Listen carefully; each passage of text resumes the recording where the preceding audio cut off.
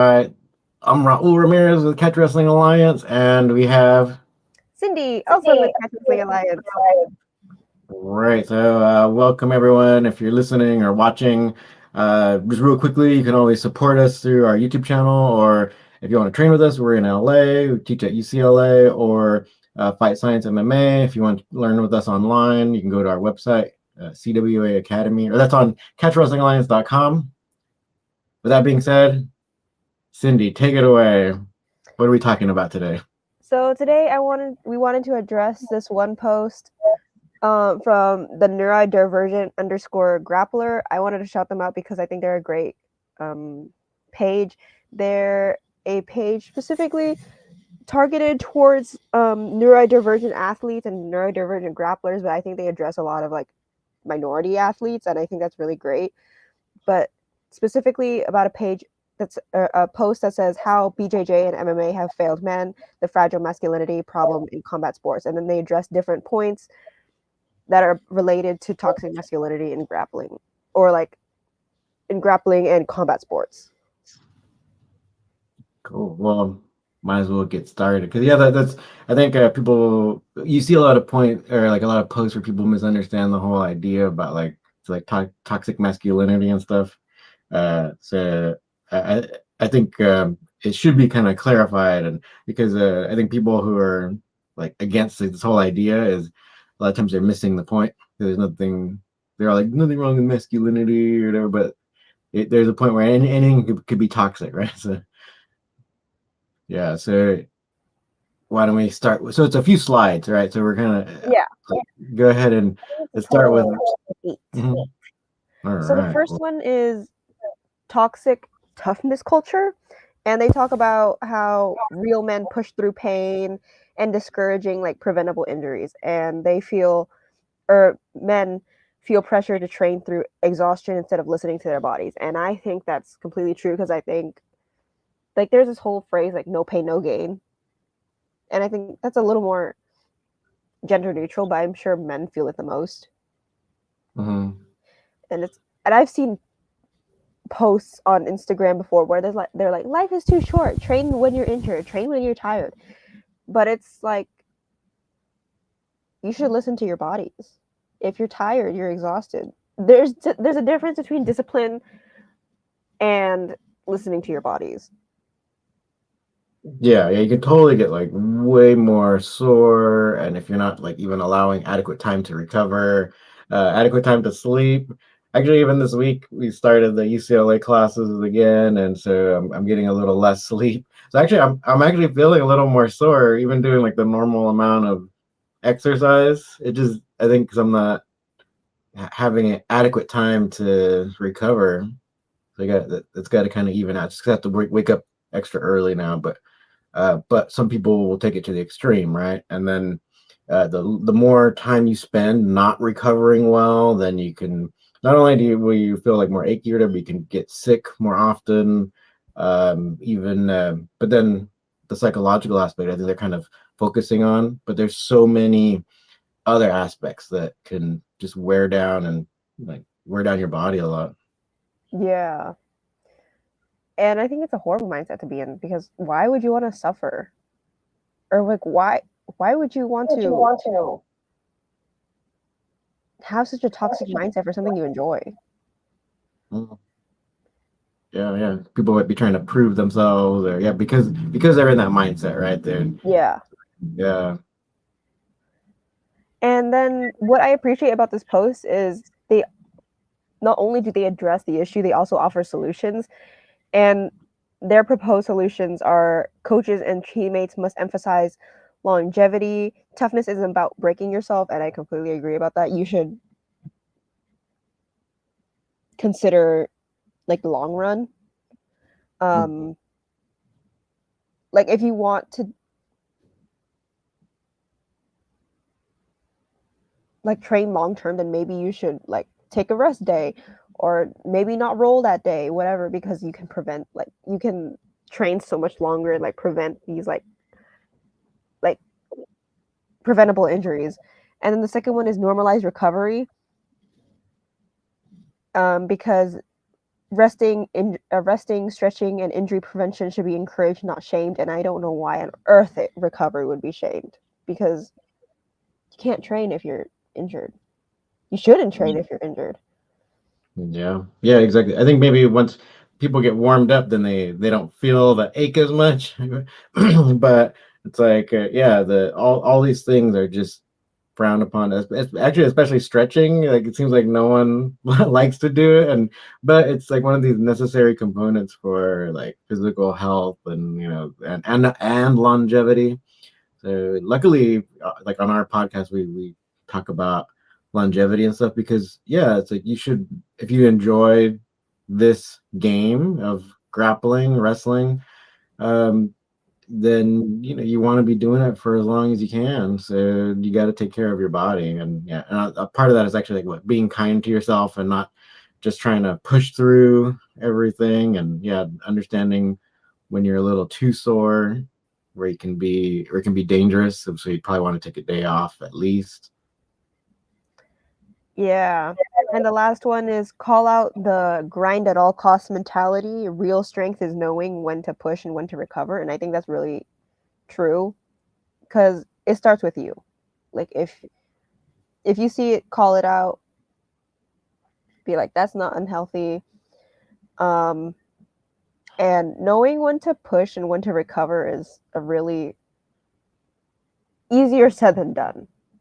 Because like some days I'm like, I'm tired. I had a long day. I don't know if I should roll or not. Like I don't know if it's discipline to keep going or if I should listen to my body and stop. So it's easier said than done, but I think it's always there's always I mean, yes, life is short, but there's always tomorrow. Like your training doesn't end today. Oh yeah, yeah, and then just for people to know, I mean, like even say training at a 10th Planet headquarters, like we'll have like some pro grapplers there, and oftentimes when it's time to roll, they're the ones that are just resting because Yeah. yeah, they'll definitely be doing maybe like two trainings a day or something. So you don't want to accidentally or increase your chances of getting injured before doing a match and stuff. So yeah, it's like you gotta go with your gut. Yeah. You ready to move on? Yes. Okay. The second one is shame around losing. Many men attach their self worth to winning, leading to deep insecurity. When they lose, instead of viewing losses as learning opportunities, they see them as proof of failure. Some men even avoid rolling with higher belts or tougher people out of fear that losing will make them look weak.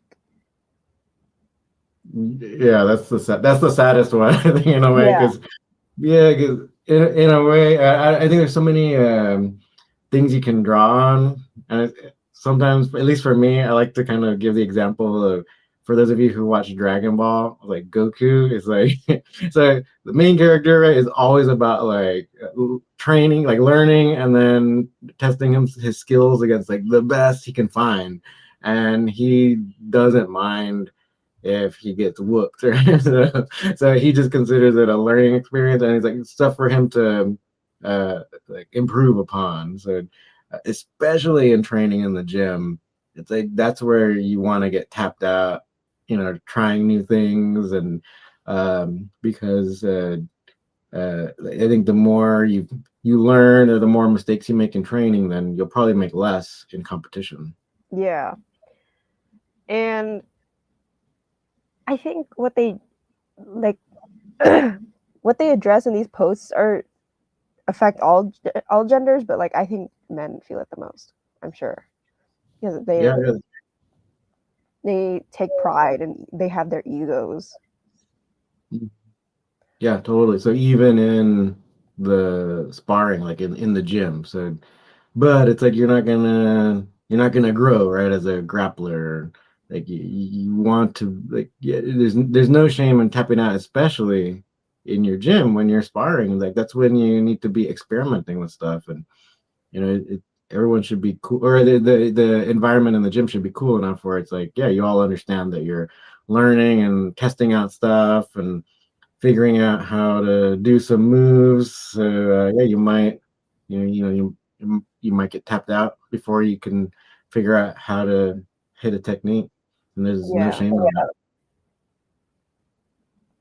And then avoiding rolling with higher belts or tougher people out of fear that losing will make them look weak. I think that's just really silly because how else?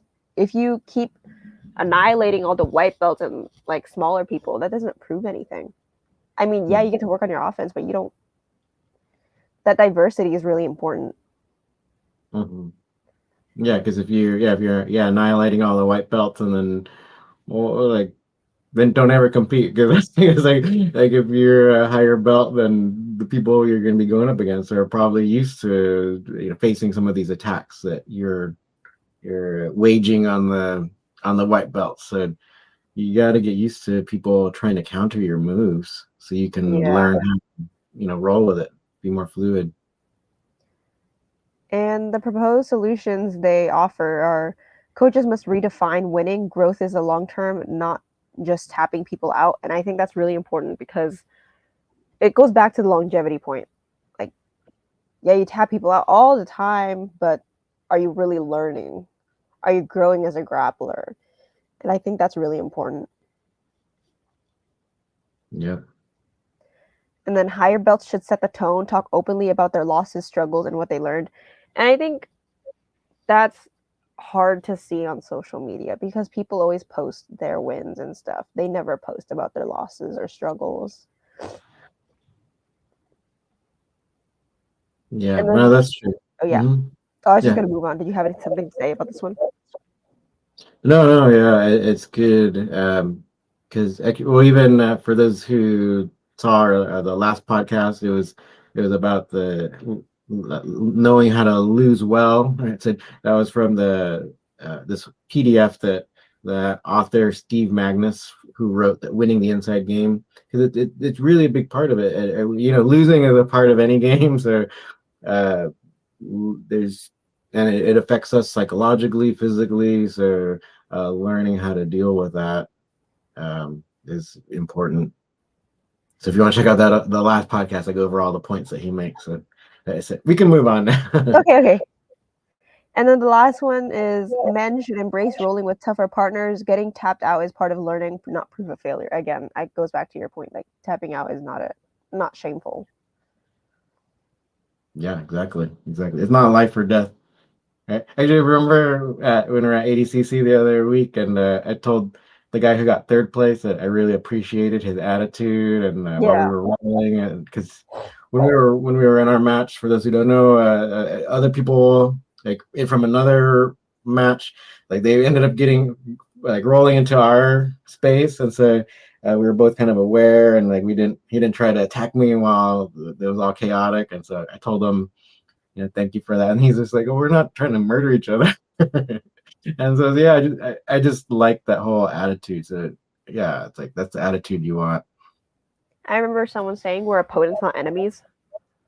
Yeah, exactly. Yeah. So And yeah, if again, you're it's in a not life or death. yeah, and if you're around someone who's got that attitude, it's probably not healthy. Yeah, a lot Yeah. of times you see them a little like way too aggro, and yeah, that might be the person you want to avoid rolling with, maybe. Yeah. Okay. The next one is over identification with physical dominance. Some men base their worth in the sport on physical dominance, making their confidence fragile. When they lose to a smaller opponent, get injured, or age, they struggle to adapt. Relying on brute force leads to frustration, stalled progress, and unnecessary aggression. How do you feel about it? Yeah. The guys who just try to muscle out of everything, even if the like their wrists are all like snapping and or their ankles, or someone goes for the ankle lock or the wrist lock, and um they'll take it like the joints will start to pop, but then they'll take it because it gives enough uh loose space so they can maybe pull out or try to counter. But then it's like, yeah, the next day it's like, yeah, your ankle's all sprained or wrists are Yeah. sprained, or trying to muscle out of an arm bar or something. It's like, yeah, it might not be worth the damage. Like winning that round, might not be worth the recovery time that you're gonna have to take. Yeah. And on the opposite spectrum, like when you're dominating people with just using your brute strength, it it creates it makes your confidence very fragile because Mm, it's it can be so easily shattered if someone's stronger than you. There's always someone stronger than you. yep. But if you put more of your confidence in skill and growth, that's much more foundational and strong than like just using your like physical dominance. And I Yeah. think it definitely translates over to like even off the mats, and that's terrible like mindset, like abuser behavior. So I don't think it's a very healthy mindset. No, totally not. And like I'd say like if you want a good example of like size and skill, it's like you can use right now. I think there's some men's freestyle competitions going on where it's like the heavyweight division where you'll have a lot of guys, big guys. It's like you can't rely on your strength because everyone's your same size and virtually the same strength. So you have to be relying on technique. And we're seeing some good scrambles right now. I was watching some of the highlights before we started recording, and really famous wrestler lost because of the in the scramble. So and huge dudes relying on technique. So yeah, you're gonna meet a guy who's I guess a guy who's bigger or stronger than you. So yeah, you got to be you can't be relying on strength. Yeah. And the fixes they offer teach the skill over strength. True dominance comes from technique, timing, and strategy, especially or that goes back to the point you made. Like at the end of the day, it's just who has better skill, who has better technique. When you're going against someone like equal to your size. Encourage rolling with different body types. If your game only works on smaller opponents, it's not real. Yeah. Well, And there then goes my whole promote. opinion. Just kidding. No, go Oh, for it. yeah. No, just kidding. Nothing. Go for it. Yeah. And then the last one is promote longevity. Strength fades, but technical skill lasts a lifetime. I think it goes back to like our previous points about longevity. Like strength only goes so far. Mhm. Oh, totally. And then yeah, even for with strategy to try to get a submission or something, usually you want to be you can't you want to isolate a limb and stuff. So you might have a really strong arm, but if someone's isolated the one arm and they're using their arms and legs to do an arm bar or something, it gets hard to resist. Yeah.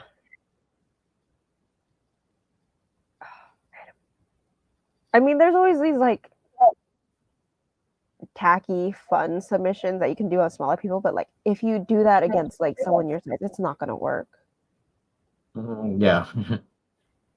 Like I off topic, I hit this like compression choke from scarf hold or head and arm ride on this smaller girl. And it's only because I was able to because she's so small. I've been trying it on other bigger people, but it hasn't been working. So I don't think it's a real for me, it's not a legit submission because I can't get it on other people. If you Yeah, get it on yeah. other people, then yeah, but great for you, but it just doesn't work for me. Yeah, yeah. So nothing, yeah, you definitely don't want to rely on that one, the compression chip from Yeah. there. Yeah, that's why we never make a for those of you who watch our technique videos, we never really talk about that one. It was just because I was there and I'm like, you know what? I don't want to hit this girl with the same Americana from top at the every single time. So I might as well try something new. And I just like I saw the compression choke and I'm like, why not? Awesome. And the next point they make is lack of emotional regulation. Men are told to handle emotions on the mats, but not taught how to regulate them. This leads to suppression, frustration, and difficulty handling setbacks. Some rely on training as their only coping mechanism, avoiding deeper emotional growth. Yeah, I think a lot. I think anyone listening or watching, they're gonna they'll if they go to Instagram, they'll find several people posting where it's like the gym is my therapy or something like that. It's not. It's not. It's great. It actually can be a very good way. So medically speaking, exercise and actually exercise and acupuncture, which is really cool, was shown to be one of the best ways to regulate hormones, but it's still not like therapy.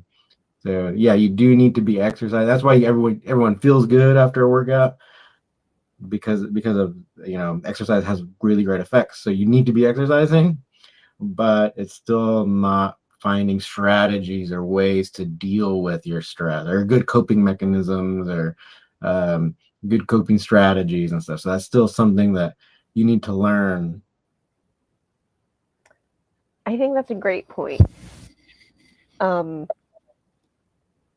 there are benefits to exercise, but it can't be the be all. And I think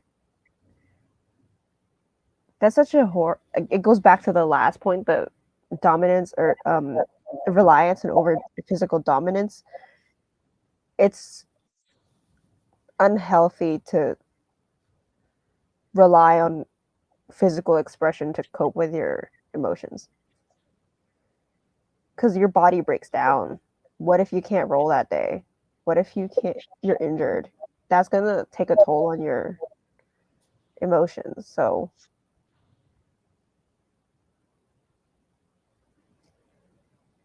the fixes they offer are normalize discussing frustration, disappointment, and fear in training. And I think that goes back to the last few points about shame around losing when you're vulnerable and open about your losses and struggles. I think that's really important. And teach emotional regulation tools like breathing techniques and mindfulness. I think not only is that good for emotional regulation, it's also really important for competition, like getting to the right mindset and like breathing techniques when you're grappling. Like you don't want to gas out just because, or like you don't want to breathe too hard, and like you don't want to. Yeah, even hold your breath, right? Yeah. I tend to do that, but Yeah. you don't want to do that. And I think breathing exercises are great for grounding, especially like for competition when things seem to spiral out of control. Create a culture where men can express themselves. Real strength is processing emotions, not suppressing them. Yeah, very So true. I think that goes down or comes down to gym culture, like who you decide to surround yourself with.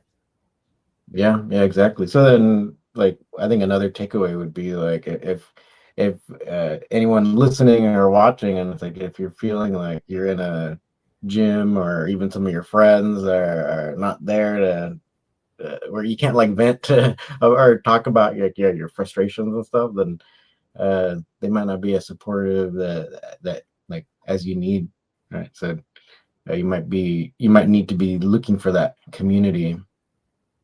Actually, even some people I know from other gyms, like, so I've been at different gyms for years, and I've heard some people say like, "Oh, I came to this one gym because the last gym I was at, I realized that I need positive feedback. Yeah, so it's like I don't want to be yelled at all the time or made fun of. So it's like, and a lot of research has gone into like coaching, and they find that like yeah, like the more welcoming environment, or the nicer the coach. I mean, the coach has to still know what they're doing, but being like positive, bringing positive feedback, creating community, all that stuff usually, like on the vast majority, produce better, more winning athletes.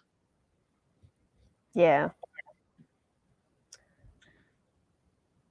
I forgot my point.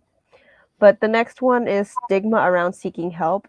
Many men believe that asking for help, whether for injuries, mental health, or skill improvement, is a sign of weakness. This leads them to avoid therapy, physical therapy, or even simple things like asking a teammate for advice, which ultimately slows their progress and increases their risk of burnout or injury. That's unfortunate. Yeah, I thankfully it's not at my gym because I know this guy I was rolling with yesterday. It was like his third class. He was asking me like, "What's your go-to move? Like, what should I do from here?" I think that was not brave of him, but I'm sure it took some vulnerability to ask a smaller woman how to do something. So I think it's a shame that men feel shamed upon to ask for help, even if it's like physical or like not even about mental health. Yeah, the guy you mentioned like had the right student mindset, right? It's like you're Yeah, there to learn, and you can learn from all types of people. like the growth mindset doesn't apply to just a certain people. Like it applies to everyone, and I think Hmm. everyone should adopt it. And their fixes are highlight role models who seek help. If elite fighters work with sports psychologists, physical therapists, and mentors, why shouldn't you? Because I believe it takes a village. It's not just you against the world. You have a team, or it's not just you alone. You have support systems. So, and I really appreciate the athletes that like acknowledge that because it's a very selfish way of thinking to think that like I did this on my own. It was me because it's not. You have a whole team. You have your teammates. You have your support systems. Oh yeah, And totally. Hmm. coaches should encourage asking questions. Learning from others is how you improve, not a sign of failure. I think like applies even to the classroom because like even if you ask a question, probably someone else has the same question. So you're not helping yourself learn, you're helping others learn too. And plus, maybe someone didn't even think about that. So I don't think asking questions is a sign of weakness. Yeah, it can be a total light bulb moment, right? Where it's just Yeah, like, yeah, you totally see it in a completely different way. yeah. And then the last one is make mental health part of the conversation. Gyms should talk openly about burnout, anxiety, and the importance of taking care of your mind. Yeah, if you got that flexible, relaxed, actually, yeah, the relaxed mind, right? Then usually you can better like get better outcomes when you compete. Even so, yeah, a lot goes into that. Like you mentioned, even like the big time athletes using sports psychologists, and it's become like a huge thing, right? Like a huge industry. Yeah.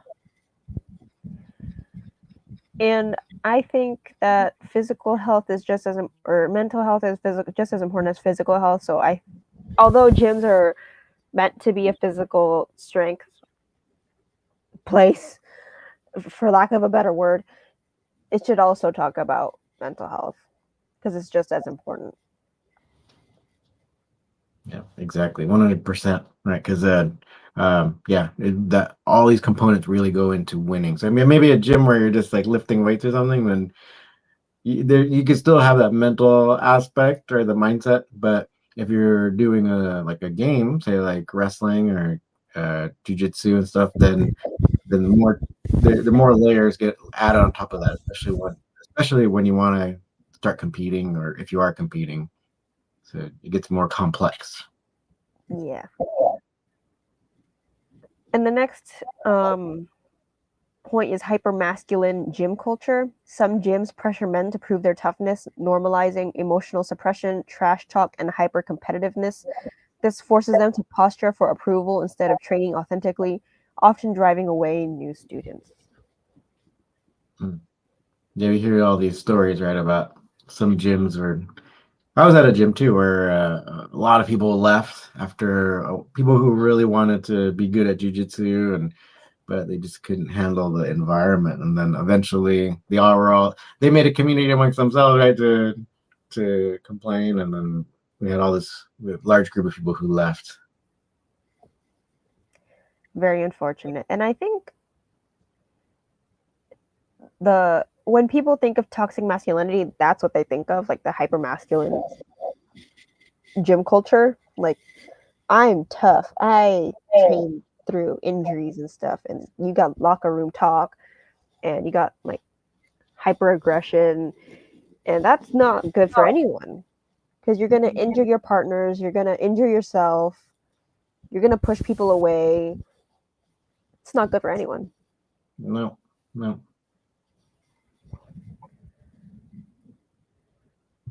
And the fixes they offer are coaches must set the tone, gyms must promote respect, teamwork, and personal growth over ego driven competition.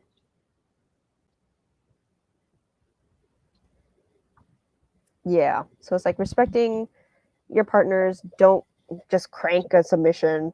Um, Teamwork, because again, you're not the only one in your support system, or you're not the only one like against the world. You have a whole support system, and personal growth over ego. I think that's the best or ideal for long-term success. Oh, totally. And encourage a balance of intensity and playfulness. Training should be a space to push yourself, but also enjoy the process.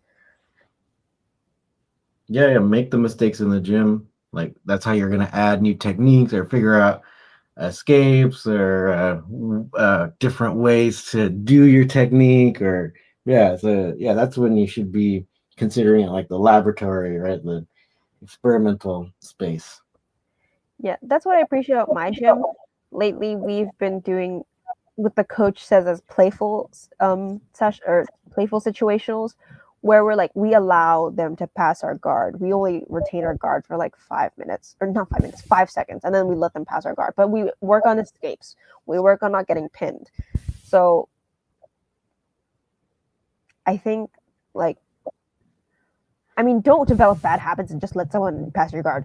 But it's playful in that we're being flexible and we're being open to new things.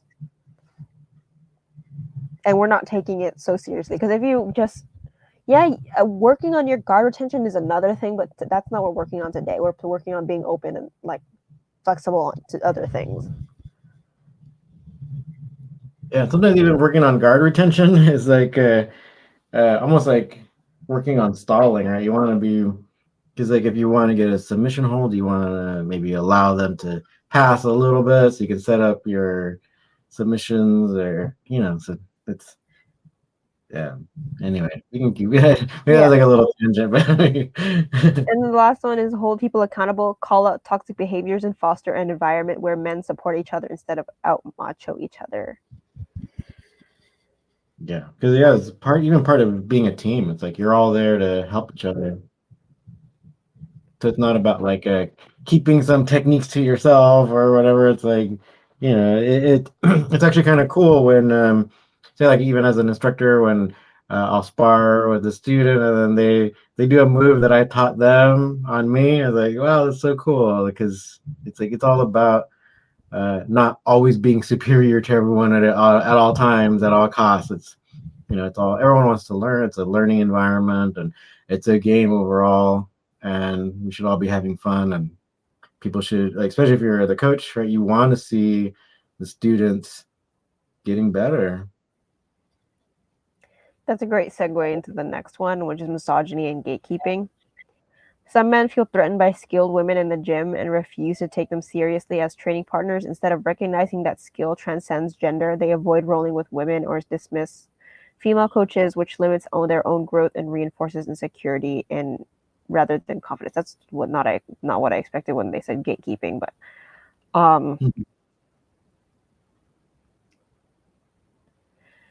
thankfully I haven't encountered this too much. But I'm sure I will. Perhaps, but yeah, we've been pretty lucky.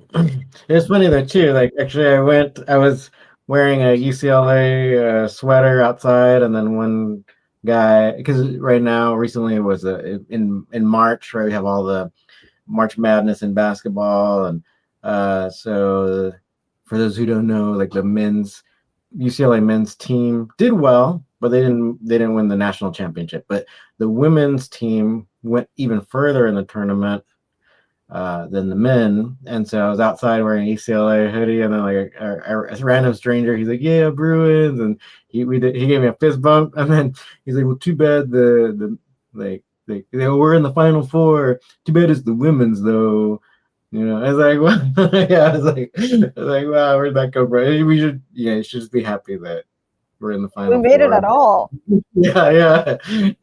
And so yeah, you can learn from really anybody. And I always, with regards to fighting, uh, like there's so many. It's all most of the time it is about skill and maybe even speed, but sometimes I think maybe strength is one of the like lower on the on the level of importance because like basically anybody could win like a fight if they're using their brain and like outsmarting you and using their skills and stuff. So you can learn from anybody, regardless of gender, and you can probably learn different perspectives on the same technique based off of different people.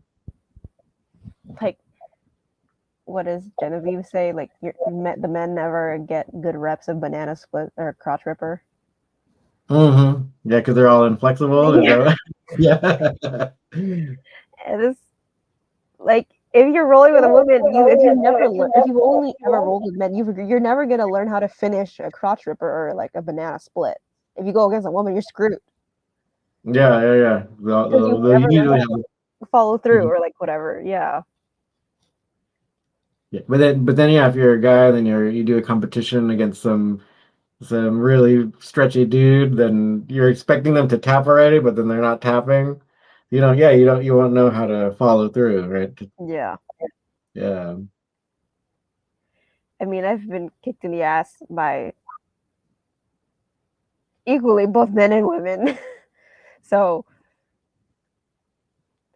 the fix is men must recognize a skill as skill, regardless of gender. If someone can outgrapple you, they have something to teach you.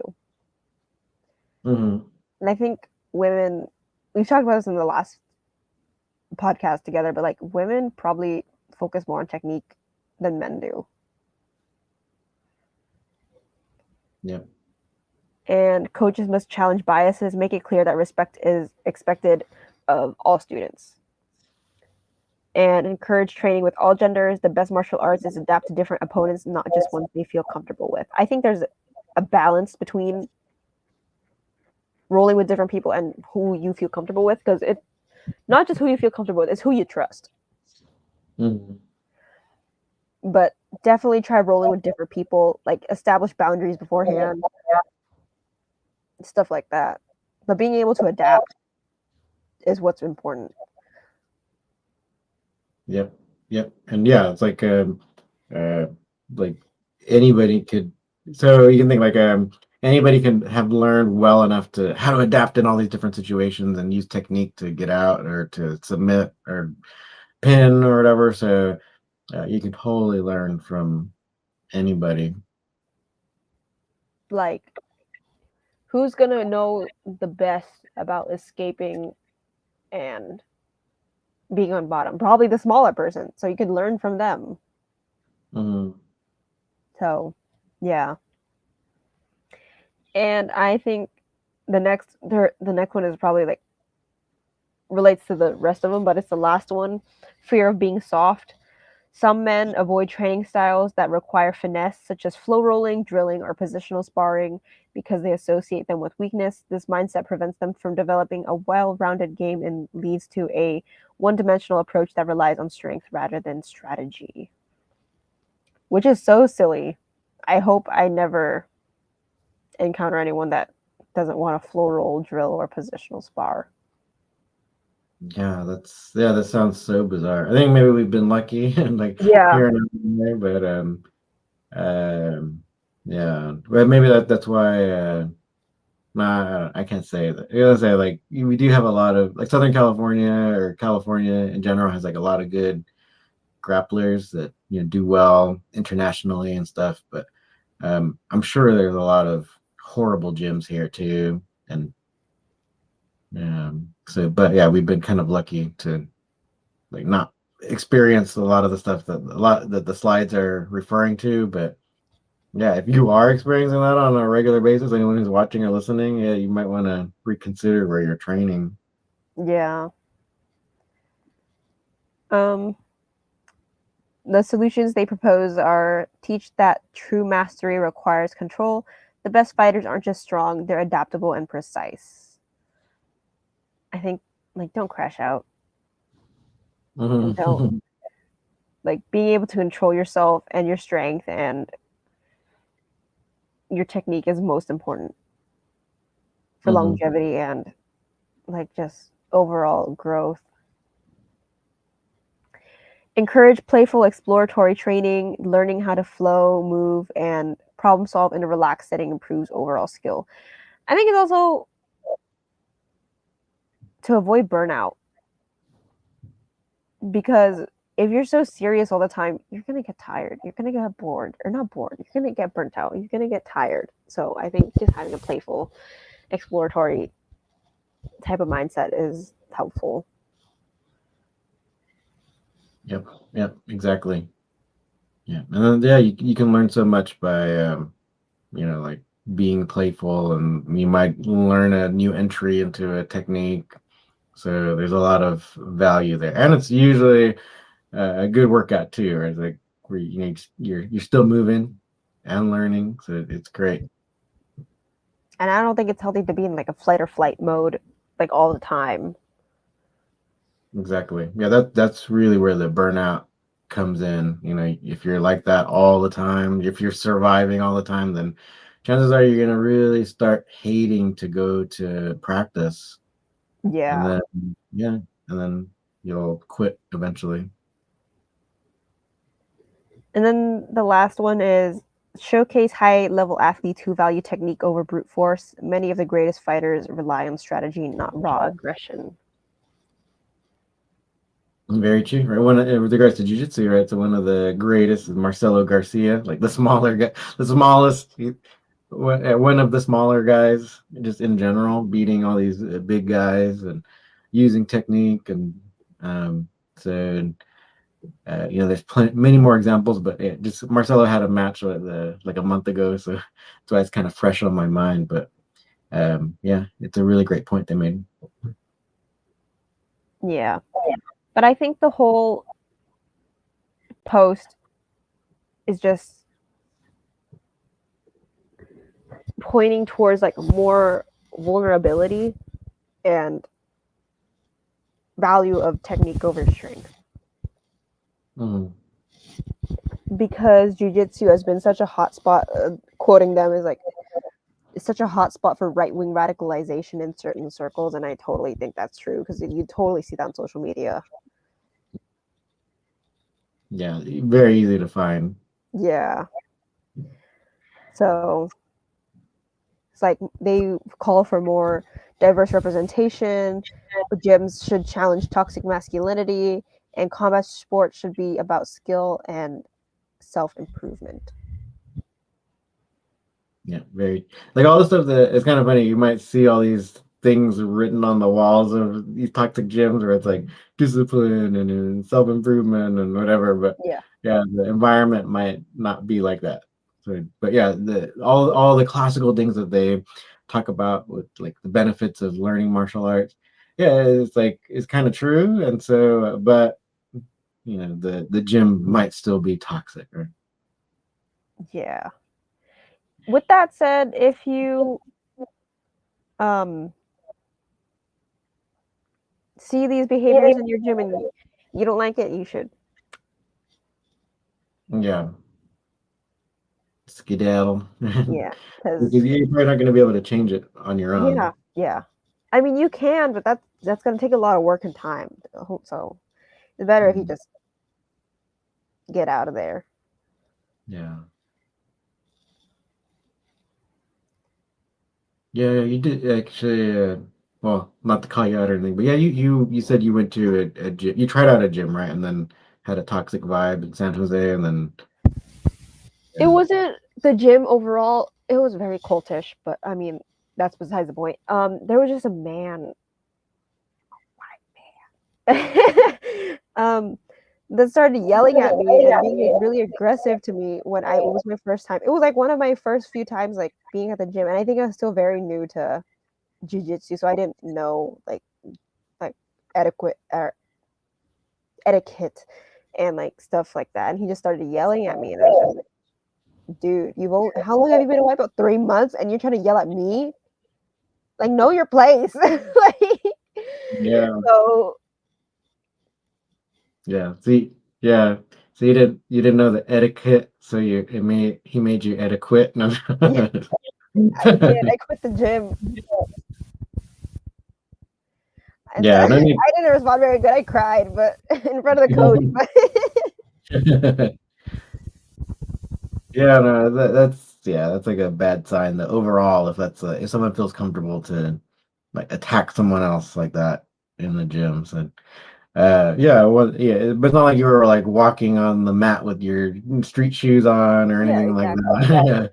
Yeah, it's like so you weren't really doing anything wrong at all.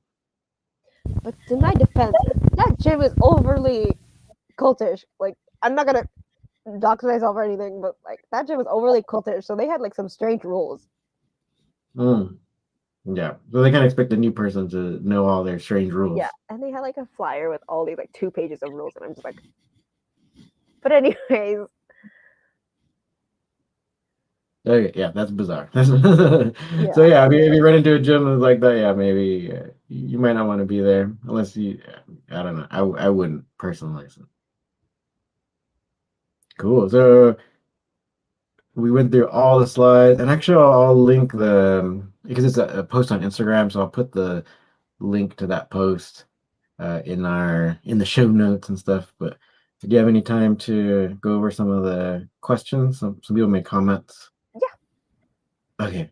All right. So if you're still watching, the people who commented, if feel free to add more comments or questions. AZ Ray videos. Gym culture is important. It's probably the number one reason why students leave schools. So true. And I think we kind of went over the different reasons. And I think like the post might be talking about say like maybe the I think overall like toxic gym culture. And it just happens to affect men a lot. But yeah, it's like any student will leave when they like if they're in a bad environment long enough, I think. yeah. Unless yeah, unless maybe they have a lot of issues where they feel like they have to be in a toxic gym. All right, Black Maya. A lot of people get hurt from people who go berserk and more aggressive than they need to be. Yeah, especially in training, right? Yeah. Leave that for competition. Not even competition. Save it for murdering. Yeah. You heard it from Cindy first. In a murder spree. Yeah, save it for that. Okay. Easy Ray. Chronic injuries are definitely the result of bad decision making, especially if someone works a 9 to 5 job too. And that's what the other thing, right? It's like most people they like jujitsu or wrestling, and they go there to have fun, to work out, not to get injured. Because yeah, a lot of people they got to go to work the next day. I was talking to someone. Maybe I talked too much while drilling, but that's besides the point. It was with a purple belt, and I was just asking him like he asked me how many times I train a week, and I said 3 times because that seems ideal for me. And I asked him like how many times do you think is ideal for training, like every day, or like how many times a day do you, or how many times a week do you train? And he's like, honestly, depends on your schedule. Like, do you work? You have school? And I'm like, that's fair. And I asked him like, if you could, like, would you train every day? And he's like, probably not. So Yeah, yeah. Even if you didn't have work or school, like you still need to recover or even yeah, work on the other aspects, right? Like the flexibility and all that. yeah, You'd be doing everything in one day is uh takes a lot of time. yeah.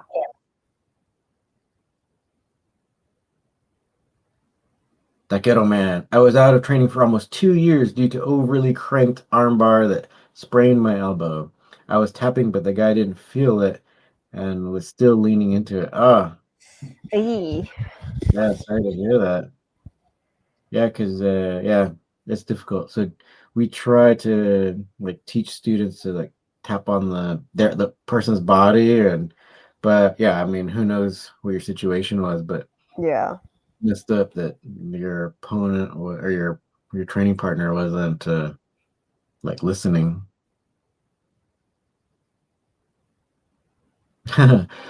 Like my selecting training partners is an art. I Yeah, agree. Yeah, so try to go with your gut, right? If you feel uncomfortable, if you think someone's gonna injure you, or potentially injure you, then probably best not to roll with them. I think it's Ooh, down to like who you trust. Because I've rolled with like bigger men, like 200-pound men before, and I've been fine. And it's just because I trust them to not like mhm, kill me. yeah, exactly.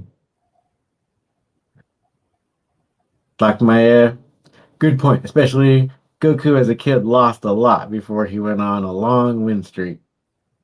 And actually, just talking about Dragon Ball, it's not like Goku didn't exactly beat Jiren in the Tournament of Power. So, anyway, because yeah, he had to use a team to beat Jiren basically. So yeah, he's not the most powerful exactly. He knows when to use teamwork.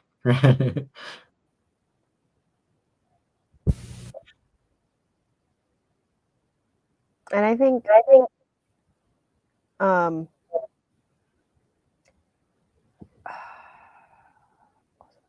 the wins only feel so much better after losses. Yeah, Yeah.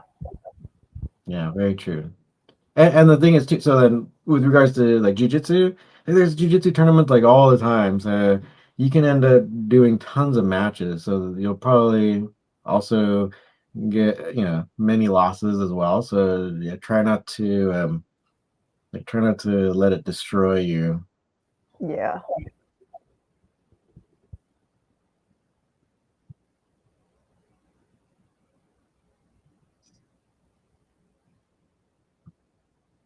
Like thank you for bringing attention to this topic. What doesn't get talked about, or that doesn't get talked about a lot. Love the two-person format. You two are great. Oh, Cindy. I appreciate it. Yeah, so again, like thinking if you want to be thriving in like the sport that you love, you got to take all these different things into consideration. There's like so many layers to learning and then competing, and so yeah, there's more to it than you might think. So the gym culture is very important.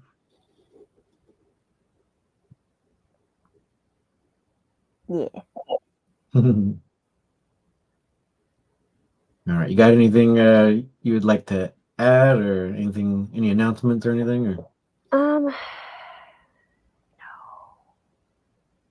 no. Well, if anyone has like a question or anything you'd like for us to talk about, you can put it in the comments, and maybe we can do it next time. So, all right, Cindy, shall we? Oh, so another one came. We'll do this one last one. Black Man. Yeah, those toxic spaces also make female grapplers feel unwelcomed. No one wants to be in a team with jerks. The meathead mentality is definitely a way of the past that is detrimental to students. Yeah, 100%. Yeah, cool. I'm glad. Yeah, so maybe that's why you and I personally haven't, like in our travels to different gyms, uh, it- we haven't experienced like crazy overt, like toxic stuff. But so it could be a trend, right? Maybe we're kind of, well, no, I think overall, no, it's not going away completely, but maybe in some areas. But I think But that's what we're trying to promote here. Like we're trying to promote like a more healthier mindset here. yeah, totally. All right, so thanks to everyone who was watching and commenting. I really appreciate it. And if you want to talk about anything else, we can just let us know, and then we can do it next time. So ultimately, we're here for you to learn how to wrestle better, and there's so many layers that go into that. But ultimately, once everyone learns how to wrestle better, then together we can keep real wrestling alive. So thank you very much. Thank you, Cindy, for helping out. All right. And definitely Well, go check out the neurodivergent grappler. yes. Oh, yeah. And I'll put the link right now in the show notes. So, all right. We'll see you next time.